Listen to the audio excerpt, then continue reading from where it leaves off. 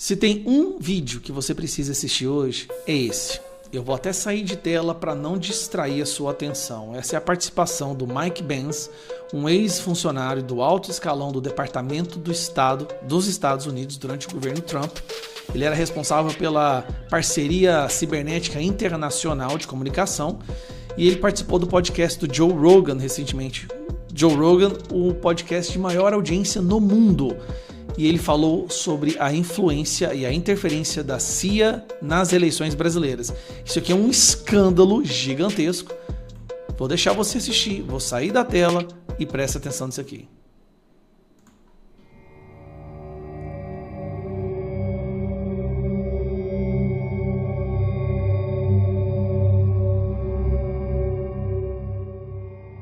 The DNC side of the economics until Ukraine in 2014. That was when there became a bipartisan consensus on the need to effectively go to war and launch this big energy sanctions operation against Russia.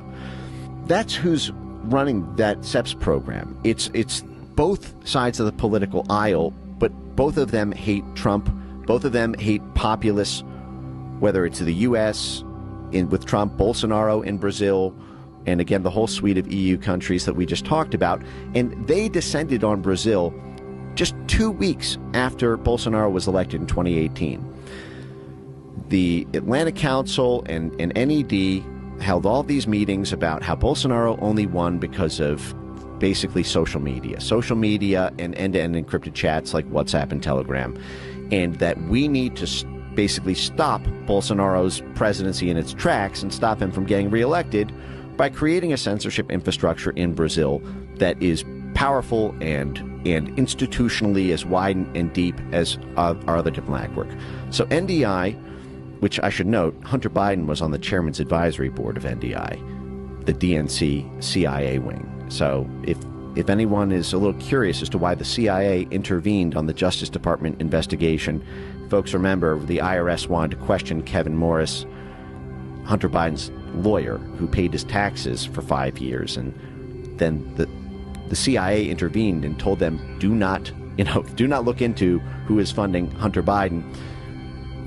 I find it curious that the CIA's DNC branch, Hunter Biden was on the chairman's advisory board, but so NDI sets up this sprawl of coalitions called D4D, Design for Democracy, and Design for Democracy, in tandem with this SEPS program, goes on to work with the censorship court, de Moraes, the censorship Voldemort on their TSE court. It's basically the election management and censorship body of their Supreme Court. This is the guy who has gone to war with Elon Musk.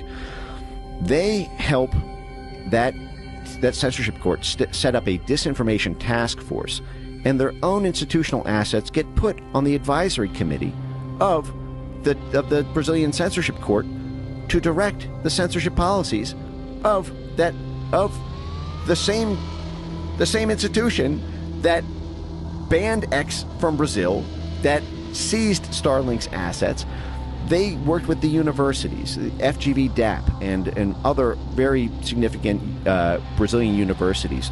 They set up disinformation centers in there and got academic thought leadership published in Brazil about the need to pass anti-misinformation laws. Their own NDI fellows and operatives were publicly testifying to the Brazilian parliament on the need to pass these laws. They were publicly speaking to the prosecutors association groups in Brazil, telling them they need to prosecute misinformation on this.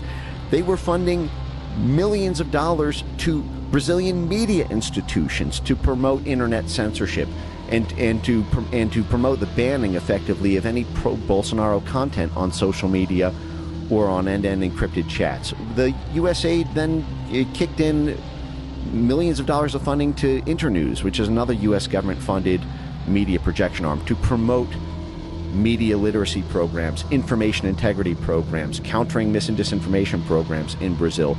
So at every level, Brazilian media companies, they partner with Globo, for example, the largest media outlet in Brazil. The media institutions the universities and thought leaders, the politicians, the judges. It was full spectrum. It was the same thing that we do when we try to regime change a country. By the way, this is in USAID's charter. This is one of the reasons they're able to get away with this.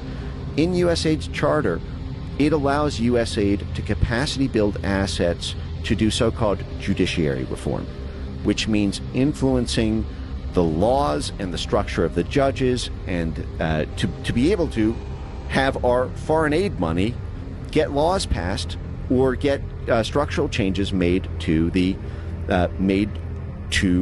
court system there. And this is what SEPS did. This State Department CIA front censorship organization, they developed a strategy they called EMBs, election management bodies, which is basically focusing in on the court system of different countries that are in charge with adjudicating elections, in order to get them to grow a censorship capacity to censor the ability for people to question their elections. And they've had all these stakeholder meetings. Some of them are really funny. Some of them, they said, well, some of our EMB partners didn't want to actually, didn't think they could pull this off. They couldn't convince the other political stakeholders in their country to grow this censorship capacity. And they advised them about how they could cleverly use rhetoric to disguise the programs. Don't call it a counter-disinformation program if you think that'll ruffle too many feathers. Instead, simply call it strategic communications. And because every government agency has some sort of public affairs branch, some sort of communications capacity. Simply say that this is for monitoring and engaging in strategic communications, and then you can mass flag the accounts of the U.S. State Department's political opponents they want to stop from winning the election. Jesus.